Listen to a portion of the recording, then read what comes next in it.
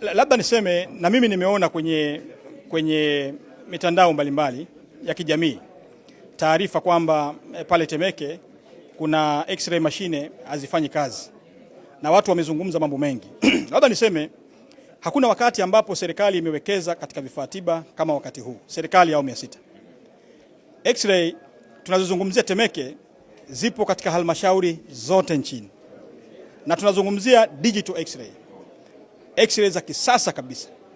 Sasa baada ya kuona taarifa hii kupitia vyombo vya habari, niliwaelekeza wasaidizi wangu kufuatilia kwa kina, kwa sababu hatuna changamoto ya kifaa hiki hapo Temeke. Haipo changamoto hiyo. Kwa hiyo tuwaelekeza wasaidizi wangu kuweza kufuatilia, kupata undani wa taarifa hii.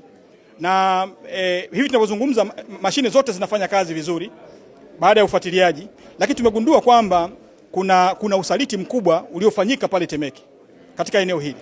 Na nimekwisha elekeza uchunguzi wa kina ufanyike ili watumishi waliohusika, kwa sababu taarifa tulizopata ni kwamba kuna usaliti uliofanyika. Baadhi ya watumishi walizima mashine kwa makusudi kabisa, na watumishi hao waliozima mashine hatujui ni mmoja au ni wawili, kama walishirikiana, walizima mashine na kupelekea wagonjwa kukosa huduma, na wao wenyewe ndio wakawaelekeza wagonjwa kwenda kupata huduma hiyo nje ya hospitali ya Temeke.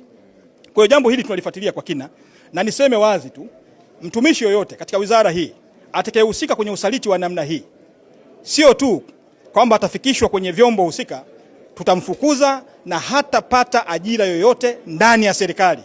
Kama ni daktari, ina maana tutamnyang'anya cheti chake, hatafanya kazi sio Tanzania tu, hata nje ya mipaka ya Tanzania. Kwa hiyo taarifa hii tumeisikia, tulifuatilia.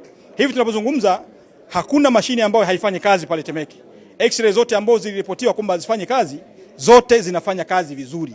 Lakini tuligundua kwamba, na katibu mkuu anaendelea na uchunguzi kuweza kubaini kitu gani kilitokea.